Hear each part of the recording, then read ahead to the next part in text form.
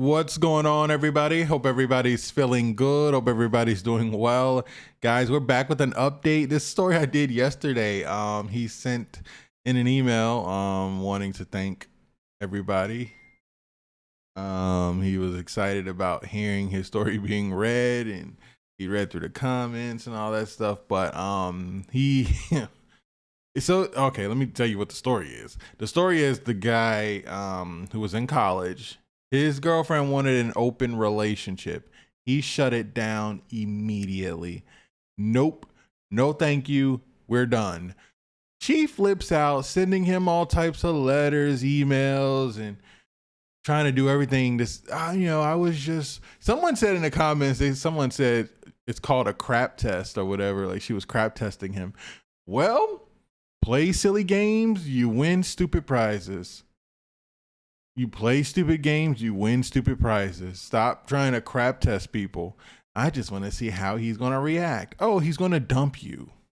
He's going to dump you, as he should. Guys, if you don't remember that story, I'm going to play it first. If you know exactly what I'm talking about, I'm going to put the link in the description, the timestamp. You can click on it, and it'll take you straight to the update. Let's get into it. Wow, young man. First of all, thanks for sending in your story. You did the right thing. She's asking for an open marriage, or I'm sorry, not marriage. Don't let me put that on you. She's asking for an open relationship. You ended right then and there, just like you did. Subject: Crazy Ex Finals and Freedom. My breakup story. Timothy. Hey, True. First off, thank you for what you do.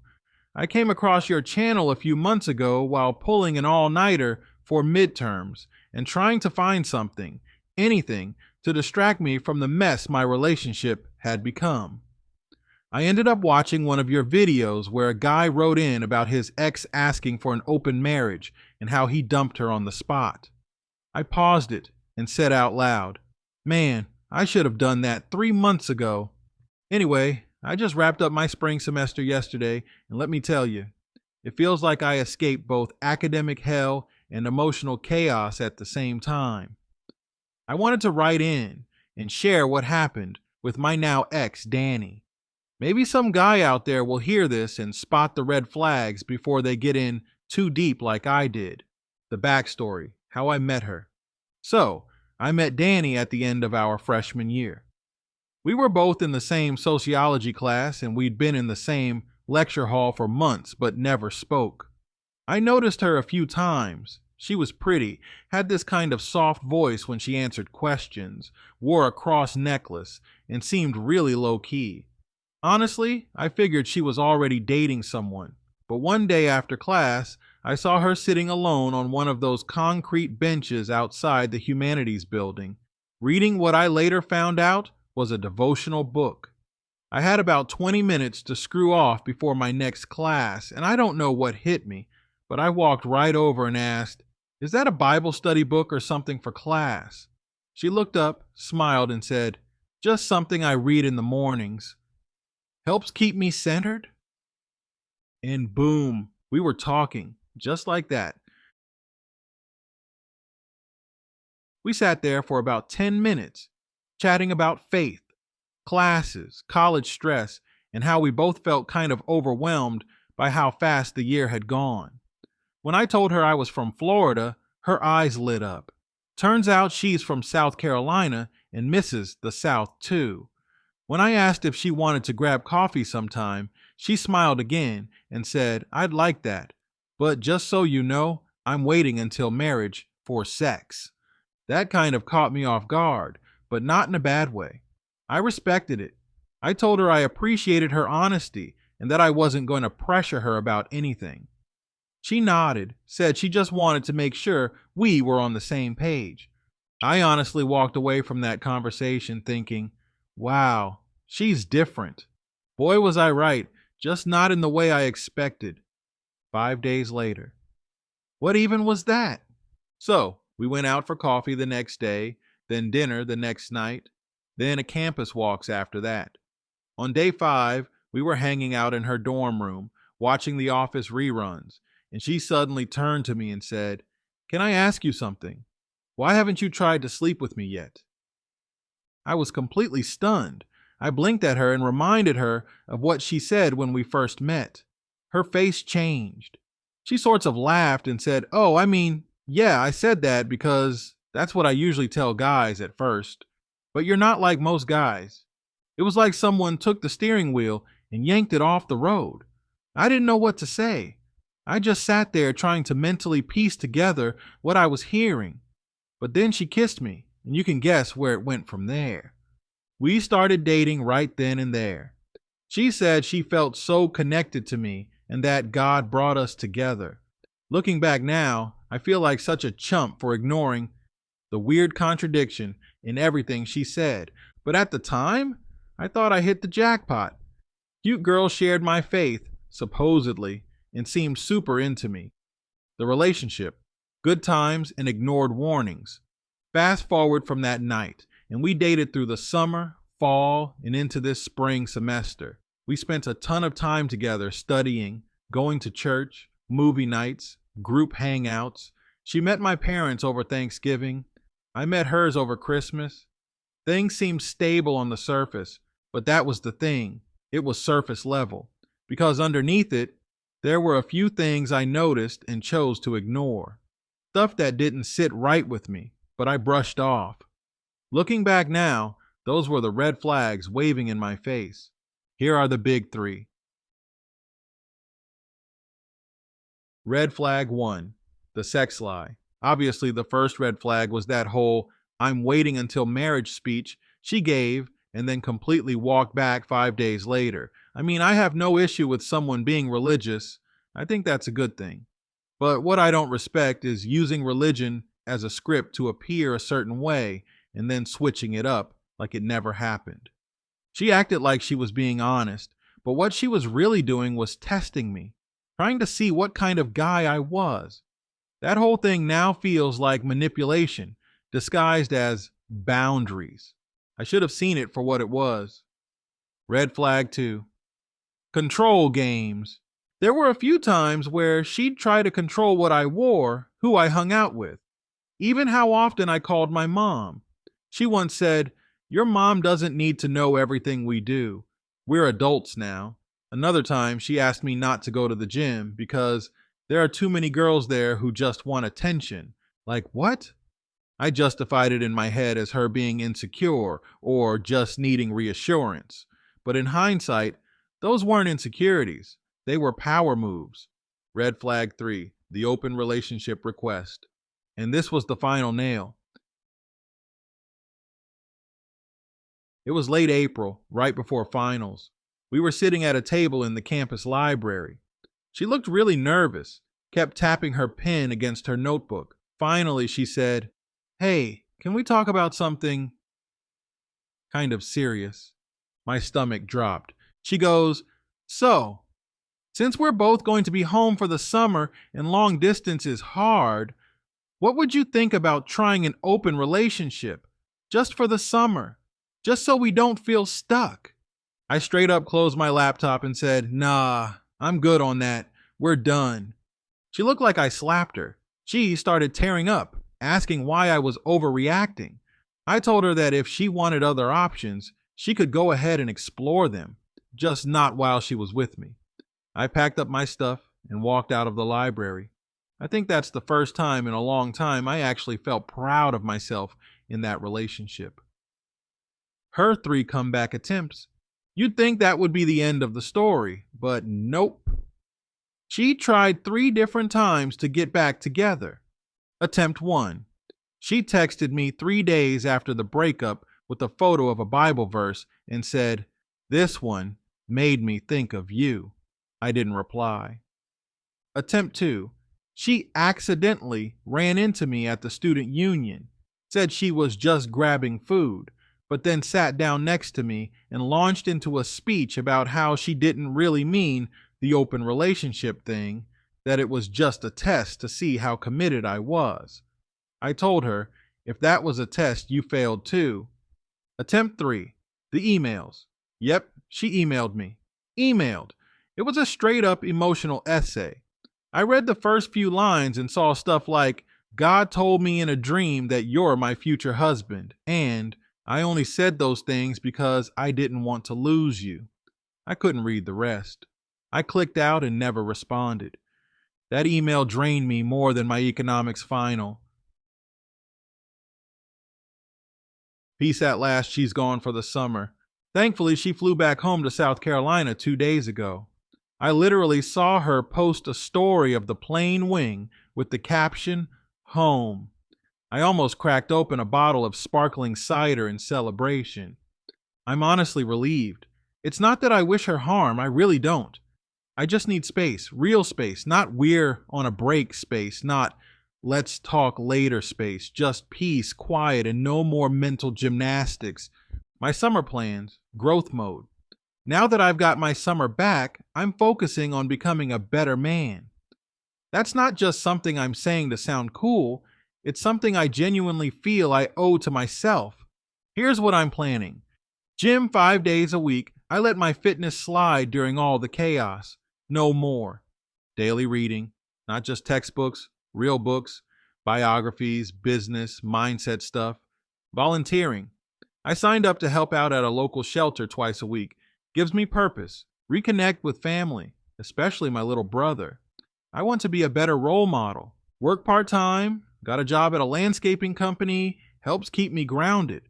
And most importantly, I'm taking a hard look at myself and why I let things go on for so long. It's not just about blaming her. It's about being honest with myself. I ignored red flags. I stayed too long. I let attraction override my logic, but that changes now. If you read this on your channel, just know I'm one of those quiet dudes who needed to hear that other men have gone through it too. I'm tired of acting like being treated like garbage is something we should just accept if the girl is cute enough. I want better for myself now. Thanks for reading this far, if you actually made it to the end. You've got a gift, man. Keep doing what you're doing. Sincerely, Timothy. Subject. Quick follow-up, Danny's email, for the video. Hey True, it's Timothy again, the guy who wrote you the whole story about my breakup with Danny after she asked for an open relationship right before finals. First off, I just wanted to say thank you. Whether you read my email on your channel or not, just writing it out felt like therapy. But if you do read it, I'd like to ask if you could include something.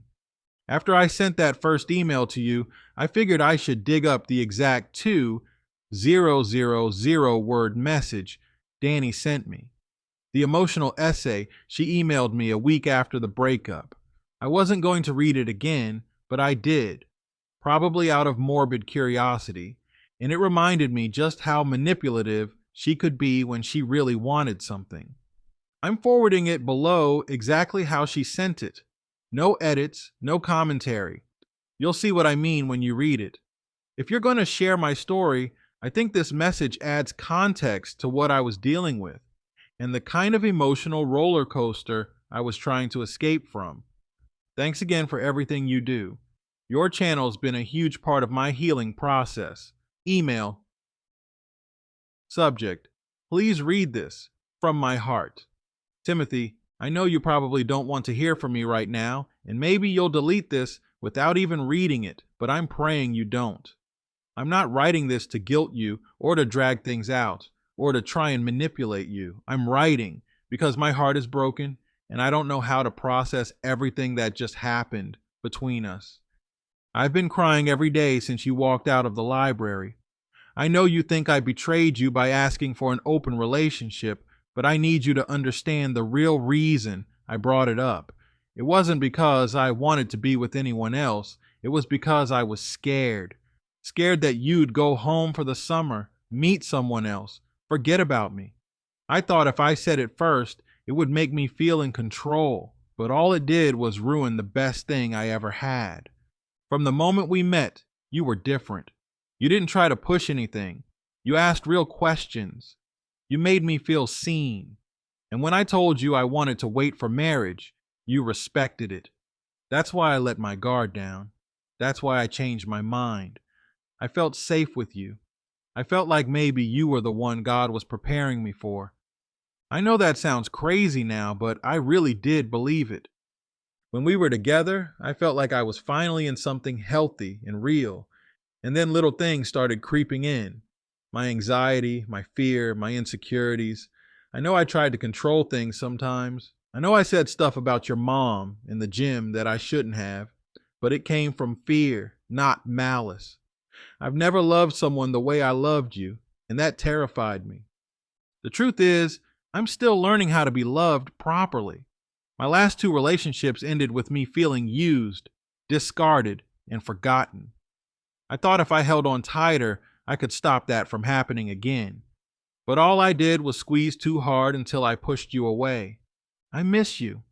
Not just the way we laughed or watched The Office together, but the way you used to look at me when you thought I wasn't paying attention. The way you always let me order fries, even though I said I didn't want any. The way you prayed with me that night after my grandfather died. You were good to me, and I took that for granted. If I could go back and undo that day in the library, I would. I would sit across from you, hold your hand, and just say, let's trust each other through the summer. But I can't. All I can do is hope that you might, someday, forgive me for how I made you feel. I know you're probably moving on. Maybe you've already met someone who makes you laugh and doesn't send long, rambling emails like this one. If so, I hope she knows how lucky she is.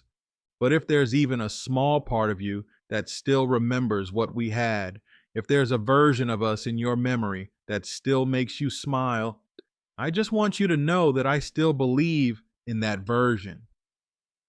I'm not asking you to come back to me now. I'm just asking you not to erase me completely. Don't let one mistake define everything we were. Take this summer to heal. Take it to grow. Take it to become the man I always knew you could be. And maybe when the leaves start to turn again in the fall, we'll both be different people, stronger, wiser, and maybe, just maybe, our paths will cross again.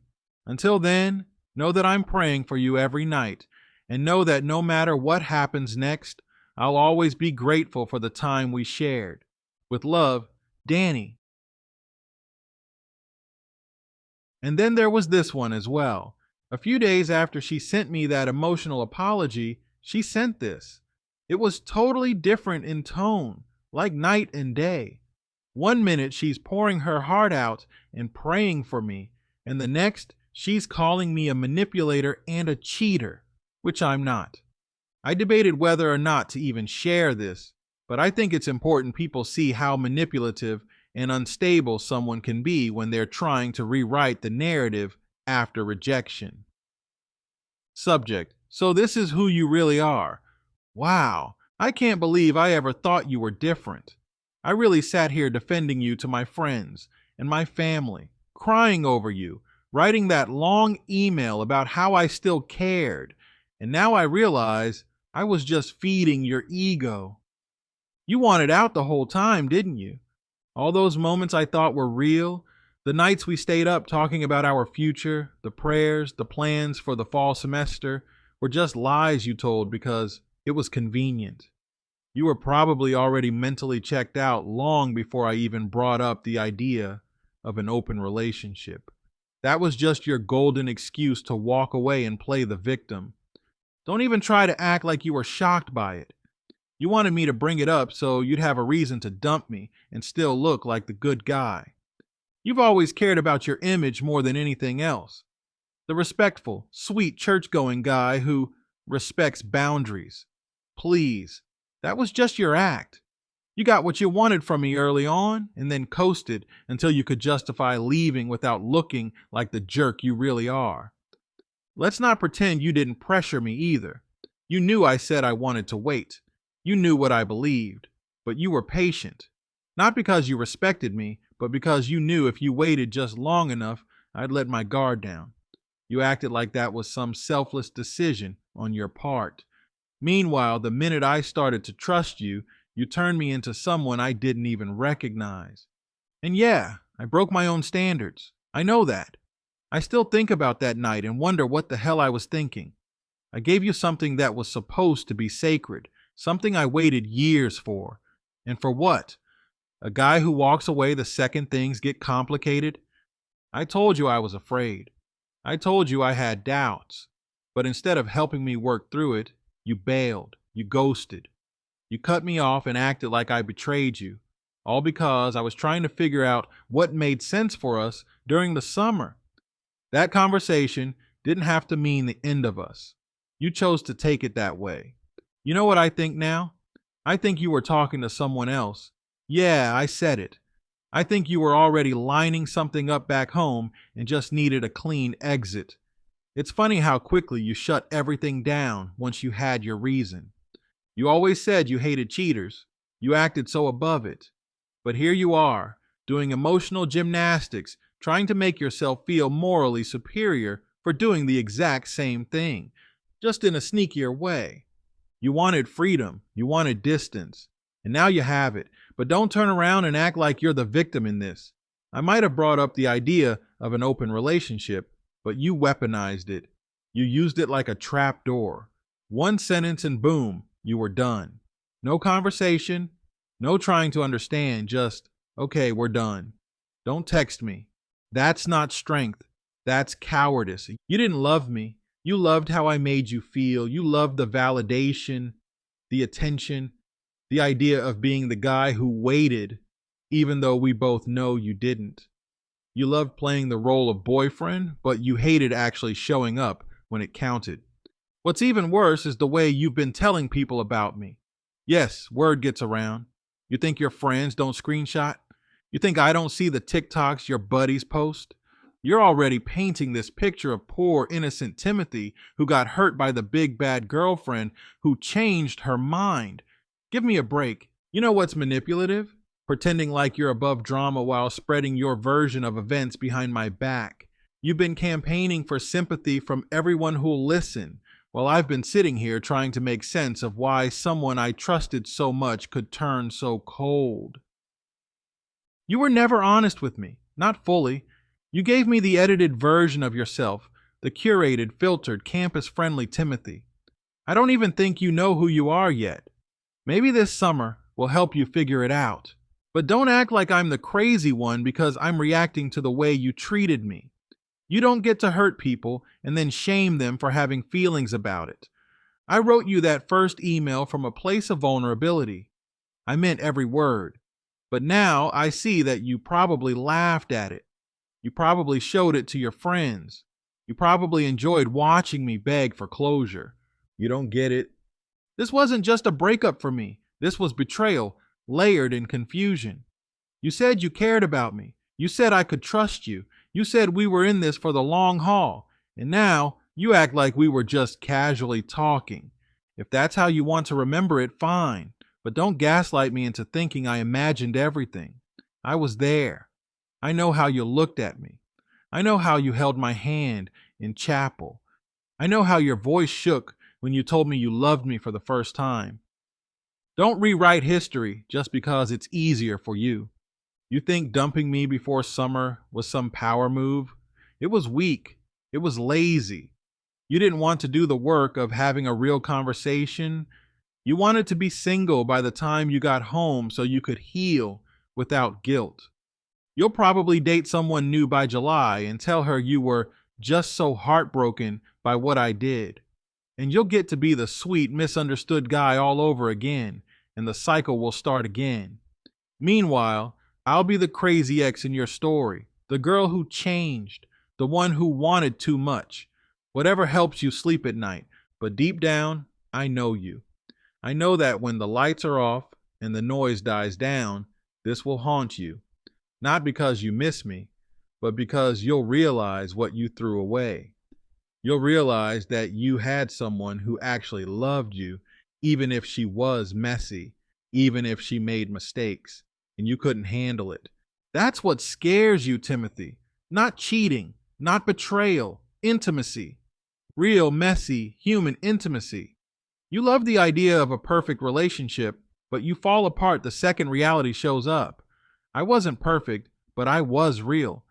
I was trying, and you ran. So go ahead. Tell your version. Make the YouTube video. Be the hero of your own story. Just don't forget who was there when you were stressed about finals, who brought you soup when you got sick, who stayed up all night editing your paper, even when I had my own exam the next day, who told you that you were worth loving when you doubted it yourself. That was me. And I hope someday, when your next perfect relationship starts falling apart too, you'll remember that love isn't about perfection. It's about choosing someone even when it's hard, even when they mess up, even when they don't say everything right. You chose to quit. I'll never forget that. Danny. I don't understand why they ask for these things and they come crawling back. Please, I was just joking. I didn't mean it. Yes, you did. You meant exactly what you were asking for. And you're right. That red flag you missed. Oh, I don't want to have sex before marriage. Is that okay with you? And then, days later, you're not going to sleep with me? What? I thought you didn't want to do that. Liar. She was cheating your whole entire relationship. She was sleeping with other people. It's what she enjoys doing. Thanks for sending in this email, guys. Let me know what you think about this in the comments. If you want to send in a story, send it to truestorynation@gmail.com. Here, I'll put it on the screen. That's truestorynation@gmail.com. I'll catch you guys at the next one. Subject, update after my story aired. She messaged me again. Hey, True Story. First off, I just want to say thank you so much for reading my email on your channel yesterday. I honestly didn't expect it to hit me the way it did. I watched the whole thing from start to finish and it felt surreal. Hearing you tell my story with the same tone and honesty that I wrote it in made me feel seen in a way I didn't know I needed. At first, I was nervous, like crazy nervous. I kept thinking, did I overshare or is this going to come off the wrong way? But then I read the comments and saw how many other people related to it. How many guys were in the exact same spot I was in just weeks ago. And it made me feel proud that I spoke up.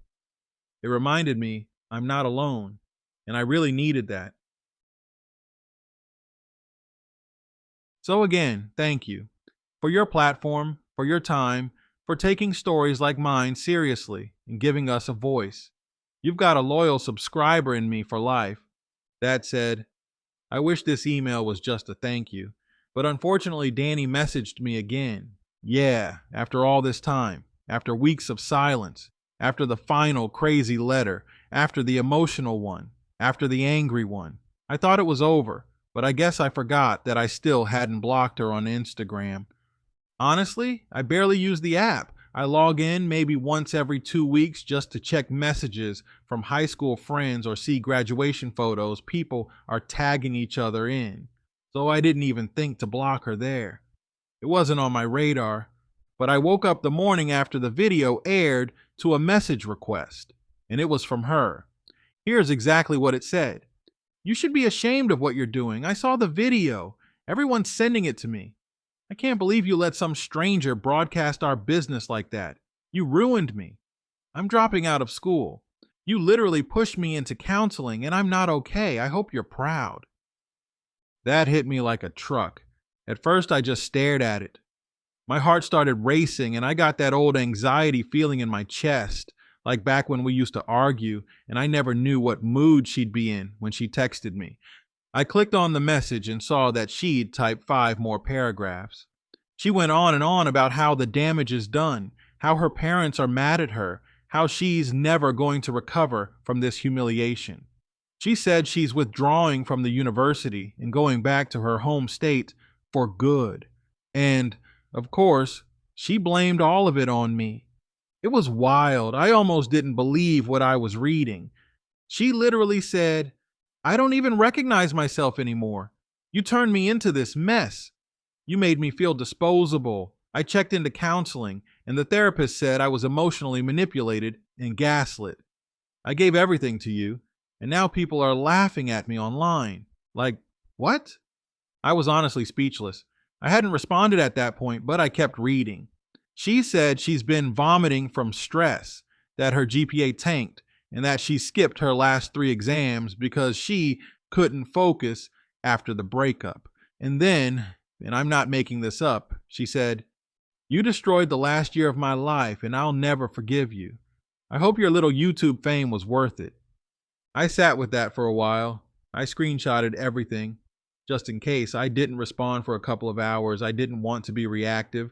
I didn't want to play her game. But part of me also felt like I needed to say something. So I finally typed out this message. "Danny, I didn't use your full name. I didn't post any pictures. I didn't give identifying details. I shared my experience because it hurt, and I needed to get it off my chest. I'm sorry you're going through it right now, but you can't blame me for everything. You made choices too." She replied almost immediately, angrier this time. "You didn't need to name me. People know. You exaggerated everything to make yourself look like a saint. You left out how cold and distant you got. You acted like I was some monster, and now strangers on the internet think they know me." And then she started listing everything she did for me. The time she stayed up helping me study. The time she prayed with me. The time she paid for a meal when I forgot my wallet. Like those weren't things that happen in a normal relationship. She used them as receipts. Like I owed her silence forever in return. I tried one last time to keep it civil. I told her I appreciated the good times, that I never meant to hurt her, but that we were toxic and I had to move on. That's when she turned on the manipulation full force. "You think you're better than me now? You think telling your story makes you some kind of hero? You're just a guy who gave up, a coward. You'll always be a coward. If you think you'll ever find someone better, you're delusional." That was when I realized this wasn't a conversation anymore. This was a cycle, one I had escaped, but somehow allowed myself to re-enter just by opening an app I forgot about. I stared at her last message for a long time, and then I did what I should have done weeks ago. I blocked her. I blocked the account. I turned off message requests. I deleted the screenshots. I shut down the app. And then I went outside. It was sunny. My roommate was grilling burgers on the patio. Some of my friends were hanging out in the yard, talking about finals and graduation. And for the first time in weeks, I let myself laugh, like really laugh, because I'm done. For real this time. I gave her too much of my headspace already, and she's not going to ruin the end of this chapter for me. Speaking of which, I passed all my finals. I thought I bombed that psych paper, but somehow I got a B+, and I finished with a solid 3.6 GPA this semester, which is the best I've done since freshman year. I'm proud of that. It might not be a perfect 4.0 comma, but with everything I was going through, from the breakup to the emotional whiplash to dealing with her drama during finals week, I'm proud that I didn't fold. I stayed on top of my work. I made it through. Now I'm looking forward to just enjoying summer. Some of my friends are graduating this weekend, and I'm so pumped to celebrate with them. These are guys who helped keep me grounded through all this. Guys who didn't judge me when I vented, who sent me memes when I was down, who even watched your video and texted me like, "Bro, you really sent that," but then said they were proud. I just hope Danny doesn't show up. That's my one concern, because I know some of her friends are graduating too, and there's always overlap at these events. Campus isn't that big. If she shows up, I just hope she stays away. I don't want to make a scene. I just want to let my people celebrate and not worry about any extra drama. I've thought a lot about what I'd say if I saw her in person, and honestly, nothing. I wouldn't say a word because there's nothing left to say. We tried, it failed. She twisted things, I healed, and now we move on. That's all it is. This summer is going to be about me for once, not in a selfish way, just in a healing way.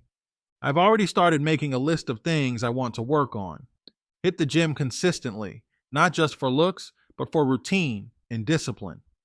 Pick up journaling again. It helped a lot back in high school when I was dealing with anxiety. reconnect with old friends I lost touch with because of the relationship. Some of them reached out after the video, and I didn't realize how much I missed them. Read more nonfiction, especially books on boundaries, masculinity, and faith. I want to be more grounded. Volunteer somewhere local, maybe a youth center or mentorship program. I feel like I have something to offer now. Danny said I turned her into someone she doesn't recognize. But the truth is, I didn't change her. I just saw who she was beneath the surface. And that's the difference between us. I know who I am, and I'm still learning, yes, but I'm doing it honestly, with humility, without trying to rewrite history or villainize people who walked away. That's the biggest lesson I've learned from all this. You can't control how people treat you, but you can control how long you let it affect you. And I'm done letting it affect me. Thanks again, man, for reading my story, for giving guys like me a space to share without shame, for showing that we're allowed to feel hurt and still move forward with strength. If anything else happens, hopefully not, I'll let you know. But for now, I just wanted to send this update and close the book on this chapter of my life. Here's to summer, healing, and peace. All the best.